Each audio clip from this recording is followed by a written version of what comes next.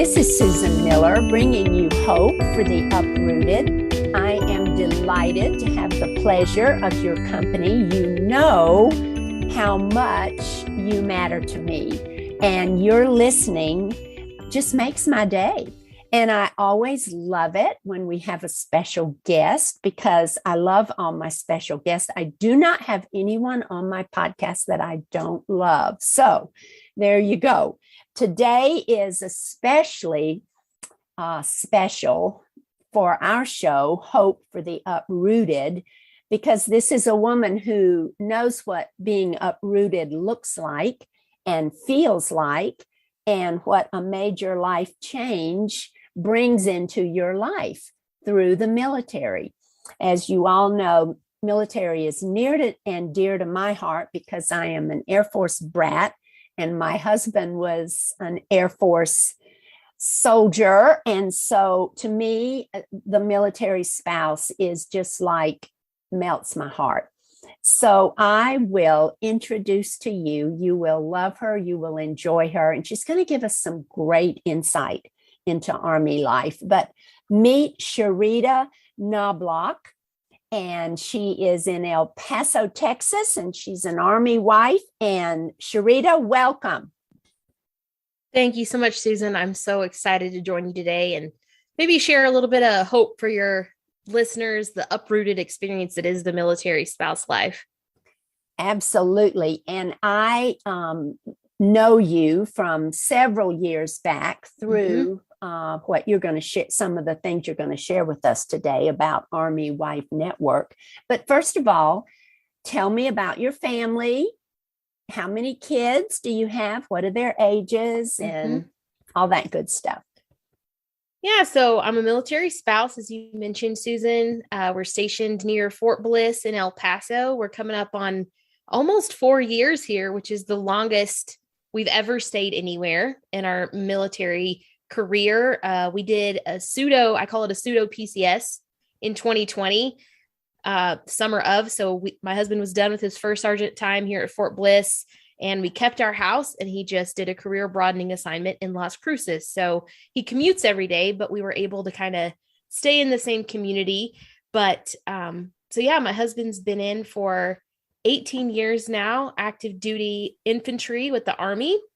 I've been married to him for a little over 11, coming up on 11 and a half. We've been in love for 13 years and some change.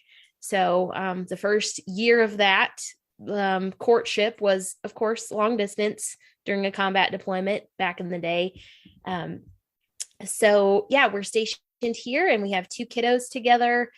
My daughter Karis just turned 9 and my son Malik is 5. And so they are super fun, hilarious, and incredibly resilient military kiddos. As for me, I recently received my doctorate of education in community care and counseling, pastoral counseling from Liberty University. So super relieved to have that done. God carried me through that experience. If any of your listeners ever had the chance to work on a dissertation during a pandemic while homeschooling as a military spouse, good luck. You can hit me up and I'll try to offer some encouragement, but there were some obstacles there that was not part of the no plan 5 years ago when I started the journey, but we made it through. And so now as owner and commander of Army Wife Network, I'm excited to continue to use my education and my love of empowering military spouses to encourage them, whatever the life season brings them. Well, boy, did you just say a book worth. And needless to say, I am so proud of you because I have been your cheerleader on this journey and, just been in your corner cheering you on, and just am so proud of you. You have accomplished. Thank you. Outside of, your first priority, your husband and your children, what you have accomplished yourself is phenomenal. And then how you use that and how you have ministered to other women through not just your education, but through your heart and your passion and your understanding of the military spouse. So tell us, that's leading right in. You mentioned Army Wife Network. Share what that's all about. Army Wife Network is kind of what it sounds like. It's an online network, a hub of resources. We've been around for, we have our own podcast, and 2022 marks 17 years on the air. I think we're almost hitting 900 episodes. So we're just a few episodes short of that 900 celebratory mark of podcasts in our archives. And I kind of like to joke that we were podcasting before podcasting was cool, because I was not listening to podcasts in 2005. So we've been around the block for quite a while now, and Army Wife Network was kind of birthed out of Army Wife Talk Radio, the podcast. And so this marks, 12 years, I think, that Army Wife Network has been around. So we're a global network. We're on all social media platforms at Army Wife Network. Our website, armywifenetwork.com. We have everything from, of course, deployment resources, parenting resources. We added a huge category of all things PCS last year. It's the PCS One Stop. So anything related to PCSing, over OCONUS moves with pets, or command sponsorship, or our most popular resource is Post with the Most, which we highlight 42 different military installations, primarily Army. And it gives you the rundown of what to expect, what units are stationed there, restaurants, possible places to live, social media connections as far as Facebook, PWOC, CWOC, the buy-sell pages. The one-stop shop is really what we're about. And so I've been with Army Wife Network for 8 years now. Started out as a blogger, and then, as they say, it just escalated quickly. And so now I'm getting ready to start my 3rd year as owner and commander, leading our volunteers, because we are all volunteer powered, including myself. So that's kind of what we're about. And our main focus is to empower the military spouse, really shift that narrative from what can often feel initially like deprivation. You know, we think we don't get to choose where we live, or when he or she goes and comes, and where our kids go to school, and what climate we're in, etc. But shifting that narrative to being empowered, making those choices, and having that perspective that just kind of lifts us up and makes us stronger. And then we can do the same for other military spouses in their journey. And what I love about Army Wife Network is that you are the same as Just Move Ministry in the fact that you encourage and bring hope to uprooted women. And our studies are in a lot of military chapels. We bring hope and encouragement to uprooted women. And a lot of times people forget that military means move, and that all of you are uprooted women. And so that's a whole part of our ministry outreach. And then to be partnering with you over the years, I've written blogs, and I've done podcasts for Army Wife Network. I've been very entrenched with you, which we love because it's reciprocal. And you get the word out about us, we get the word out about you, and we believe in what you're doing, because you are giving the military spouse hope and encouragement through so many venues. And so if you are a military spouse listening, and this is your first introduction to Army Wife Network or Sharita, we're going to have all her links on our podcast when we post this. And so we want to make sure that you connect with her or connect with Army Wife Network to connect and to build community. So do you have just a simple link right now you can share in case somebody's fast at writing? It's super easy. It's literally our name.com. So armywifenetwork.com. You can find everything you need there. The almost over 2,500 blog posts, and again, almost 900 podcast episodes. And I'll add one more thing for those of you who are listening. Even though our name says Army and Wife, back in the day, 12 plus years ago when we started, it was primarily for Army and for wives. But in those 12 years, our resources have expanded so drastically that now a majority of our resources apply across all branches, across all components. So active duty, ETS, retired, guard, reserve, all the components, and for all affiliations with the military. So, of course, the wives, but also all spouses, a lot of information for military children, service members, and even veterans themselves. I am so glad you said that, because that's something that that women need to know, that, hey, you're included, you are included, you belong. Yeah. Come sit at our table. We probably have something for you. Absolutely. And when you sit, Sharita and Army Wife Network, you sit at our table and you are the topic of conversation for us in any of our military connections too. So, and like Army Wife Network, we span all branches of the military. Our studies are in all the branches. And so we're just a tandem. I love to say ministry, because we do piggyback off of each other. And that's key for this culture, to know that none of us are limited in our resources, that there is something for everyone. So tell us, how many times have you PCS? How many times? I think 4. I was trying to remember, and I was like, I guess if you count I moved from a different location to go back to the duty station where my future husband/fiance was. So I don't know if that counts as 1, but as far as official PCS moves on orders, 4 times. So we've been from Fort Riley, Kansas to Fort Benning, and then from Fort Benning to Joint Base Lewis McChord. So that was a catty corner move. And then another catty corner move from JBLM back to Georgia to Dahlonega, and then from Dahlonega to Fort Bliss. So we've not really had any next door moves. We haven't been Oconus yet, haven't really had that opportunity, but we've gotten to see a lot of the country, and we're really thankful for that. And those are all some of my favorite posts, because I've been to just about everyone and spoken at each of those military posts. And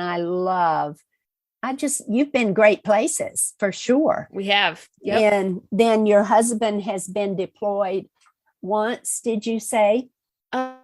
He was deployed twice before I joined the military spouse party. And then we did 1 combat deployment together right when we first got together. That was a 12-monther. And then with 1 kid, we've done a 3-monther non-combat rotation. And then with both kids, we've done a 9-monther. So yeah. Full life, full circle, yes. Full spectrum. All the different flavors of PCSs and deployments. Absolutely. Absolutely. What is the biggest challenge with a military move? What do you feel like for a woman is the biggest challenge? I feel like there's a couple. It's hard to pin down one, because there's, of course, wonderful benefits and adventures and changes that come. But I think the difficulty comes with what I call the no plan plans. I'm the planner, and I love to have a plan, and I want to see the plan happen.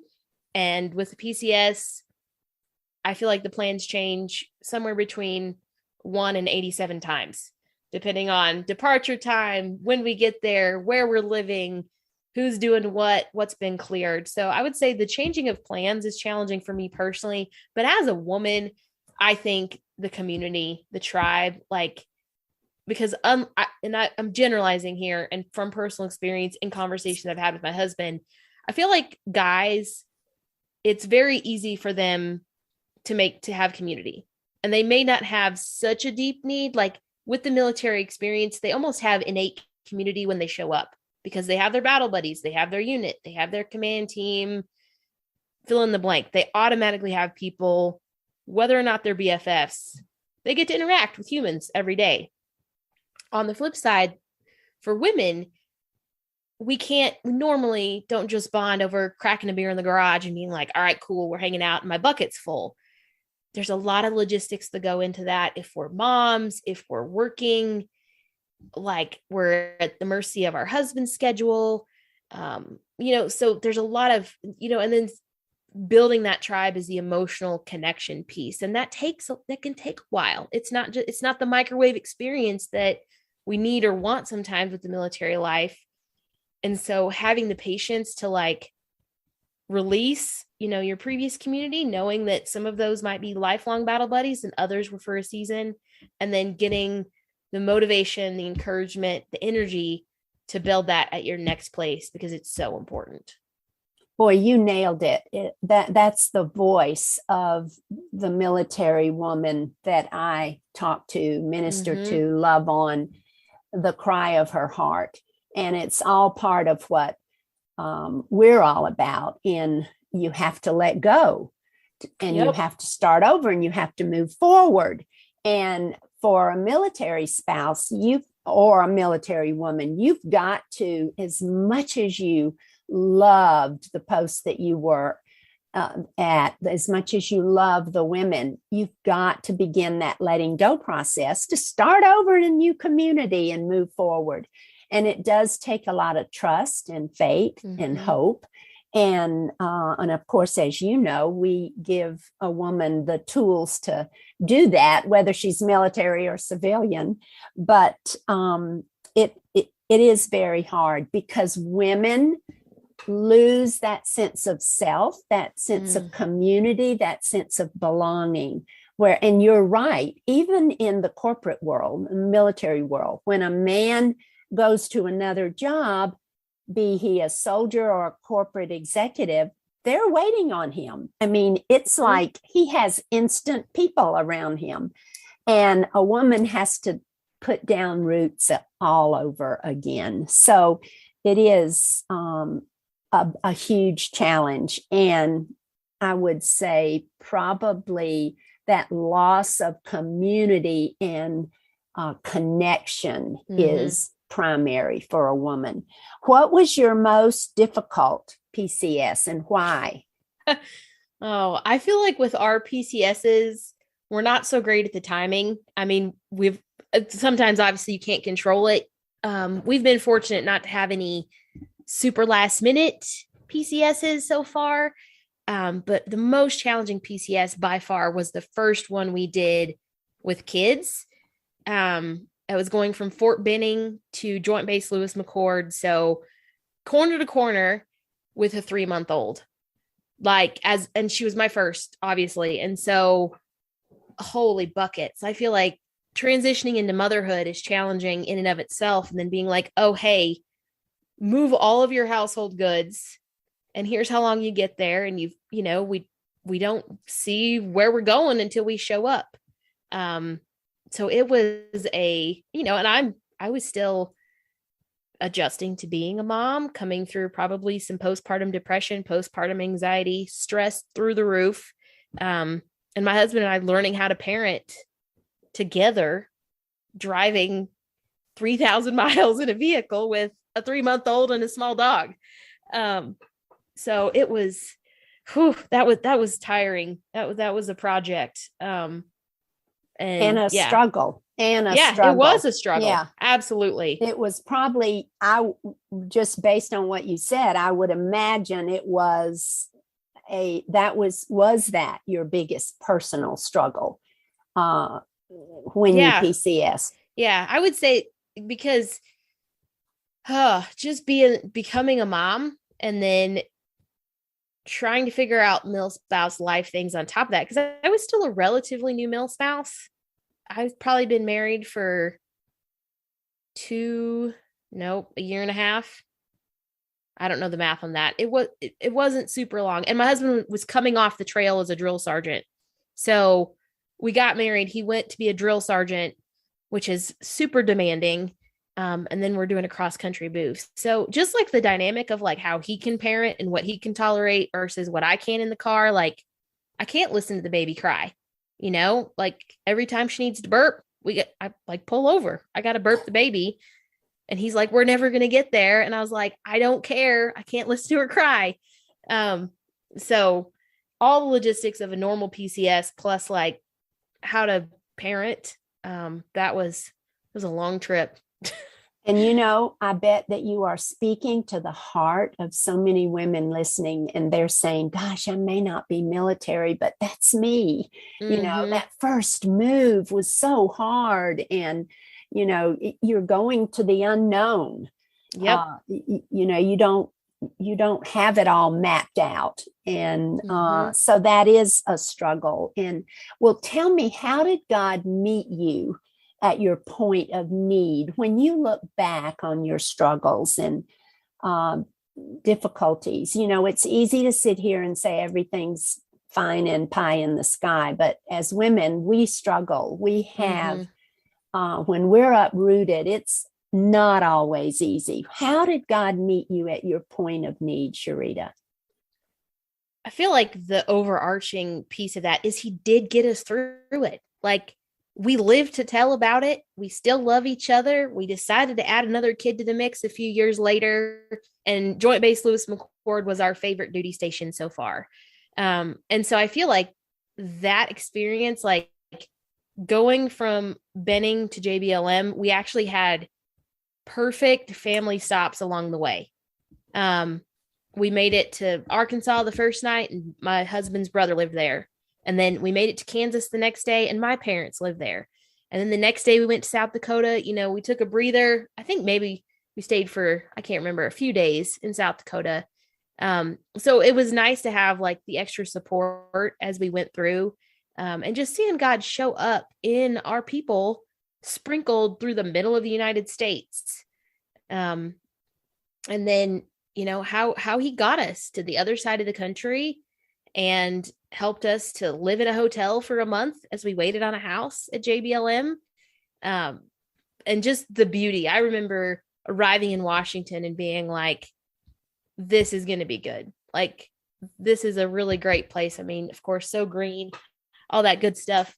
I love rain. And so that's my jam. I was so pumped to be there and getting settled. So he introduced us to community pretty quickly, I feel like, when we got there, and he was just with us every step of the way, even in the moments where my stress level was through the roof. He was there.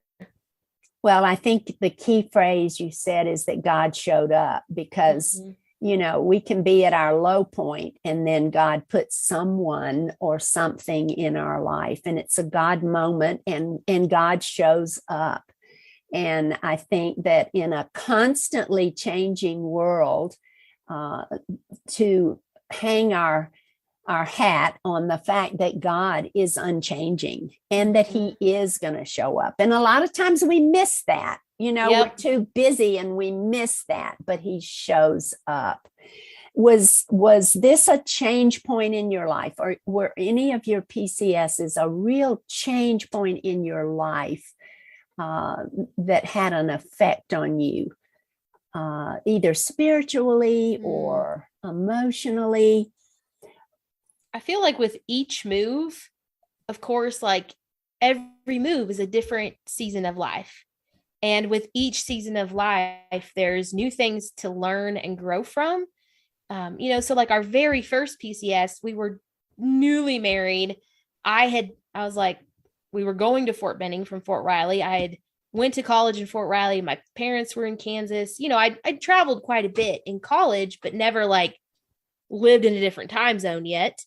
And so just learning how the military does PCSs, like watching our couch get loaded in the truck because they couldn't figure out how to get out the door. So they took it off the balcony. I was like, this is what we're doing.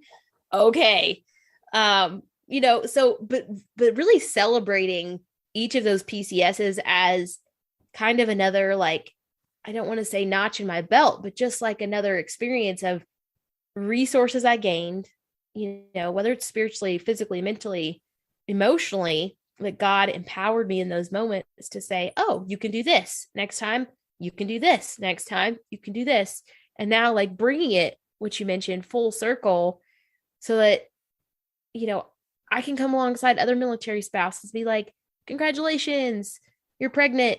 Now you're PCSing. Hey, I did that with our second kid. Like, that was a fun journey, but we made it through it. So I think with every PCS comes different change, different perspective, and different attitude. And you become more experienced with each Mm-hmm. one. You become more, hey, I know what to expect. So Mm-hmm. you can turn around and help the newbie who this is her first one. And isn't Yep. that life, though? Isn't that part of even that's mentoring? That's having Mm-hmm. you come alongside someone that's coming up the Yep. journey. And that's what, eventually brings you joy, like Yeah. brings you experience, like it motivates me to do the same thing. And it's amazing how the PCS culture gets so quickly ingrained in us. Because I mean, like I mentioned, we've been here in the Fort Benning, gosh, where am I? Fort Bliss. That's where we're at. The Fort Bliss area for coming up on 4 years. And the middle of last year and then moving into this year, I started like cleaning and purging and lightening things. And I was like, oh, we're overdue for a PCS. Like, this is why I'm digging through the master bedroom closet and taking 7 bags of clothes to Goodwill or Yeah. sorting the miscellaneous drawer. Yeah.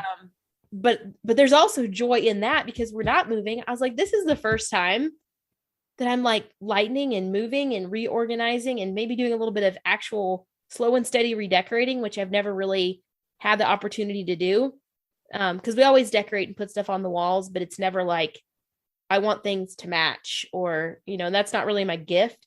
But I was like, if I have time to think about it and I'm not like, get the boxes unpacked, get the stuff on the wall, Yeah. let's You go. can think about it. Right. And take it like one area at a time. I think there's beauty in that too. What encouragement or practical things would you tell a military woman uh, to help her settle in after a PCS? Oh, well, I feel like as you're approaching the PCS, the best thing to do is to take a breath, like breathe, know that God's going to be with you in those moments. It's going to be unpredictable, but as you mentioned, Susan, we worship an unchanging God. You know, is to come. The military might change every 15 minutes, it feels like, but God is stable and he's going to be with us through that. And so that's whether we're approaching a PCS for our first time or our seventh time, because everyone is different, or as we settle in to the new place, is like, okay, God, what do you have for me here? Because that's my husband is really great at reminding me every time we get orders somewhere and maybe I'm a little less than hooray and enthused, which normally I'm pretty okay with it. But there's been a couple times it's like, or do we have no options? This is what we're doing. Okay. He always is like, I wonder what God has for us there. And it's wonderful, slightly annoying sometimes. Cause I was like, can I just throw a tiny fit? No. Okay. Cause he has a spiritual gift of faith. And so he's always like, oh, I wouldn't, it's a mission field. I wonder what we're going to do when we get there and what God has for us. And I was like, fine. Okay. I'll go along with it. Sounds good. But I think just knowing that even amidst the changes of household, location, zip code, and time zone, we worship a God who doesn't change. And that's huge when everything in your life changes. And that's part of military. Military is change and military is move. And do you have a favorite scripture that you could share? I would say, just as a military spouse, and I think it could apply to the PCS experience. My life verse is 1 Thessalonians 5:24. The one who called you is faithful and he will do it. That has brought me such comfort over the years because I am a doer. I'm a goer. I'm an achiever. And in those moments of PCS, we want to like take control and hold on to everything with a tight closed fist of like, I'm going to make this happen, gritted teeth, whatever. But knowing that as mil spouses, we have the, mil spouses of faith, we have the opportunity to release that. Like if he upstairs, he has called us to this mil spouse life, we can know that he is faithful and ultimately he will do it. And that may be like opening doors like we didn't expect, or finding, resources, or empowering us to have the energy, the insight, the know-how, the community, the connections to get us through that season. A real anchor, Mm-hmm. a real anchor. I'm a visual learner. And if anyone is listening out there, I think Sharita is saying, hey, God is your anchor. Mm-hmm. Jesus is who is unchanging and will go with you. And share the verse again. Read it again. Yep. So 1 Thessalonians 5:24, the one who called you is faithful and he will do it. I love that. Before we close, tell me what someone might do that's listening that isn't part of the military world. How might she reach out to someone who is a military family that's moved in down the street or in the community? How can she reach out to her? Oh man, this makes me sometimes want to wish we were almost born in previous generations, because I feel like that neighborly spirit is almost lost now. Like, I don't know, maybe it's just me and just where we've lived, but we don't live on post right now. And it would mean so much if we show up and people, non-military folks are like, bring us supper for the night, or ask like, hey, how are you doing? Like, I'm your neighbor, would love to know more about you. Like, just have the courage to say hello and see how that they can love on that military family, because odds are the military family is going to have challenges, obviously, that our civilian counterparts may or may not experience. There could be a deployment coming down the pipe. They might be an EFMP family. The wife might be really struggling because she left a dream job or her dream community. And so offering just that ministry of presence, showing up and showing love. Love it. I mean, that's pretty basic, pretty simple. And let's get back to old school in reaching out to our neighbors. And hey, homemade cookies are not old-fashioned. Yes, that's for right. For sure. Sharita, you've been a delight. Not only do I love you, you're a daughter of my heart, but it's just been so great having you share your heart with me. And I look forward to seeing you again. But I just thank you so much for being on my podcast, Hope for the Uprooted.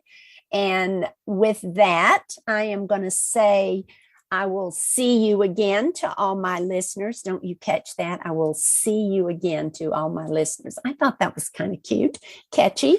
But until we meet again, remember, always move closer to Jesus, because it just doesn't get better than that. Thank you so much for listening, and we'll see you next time. Hope for the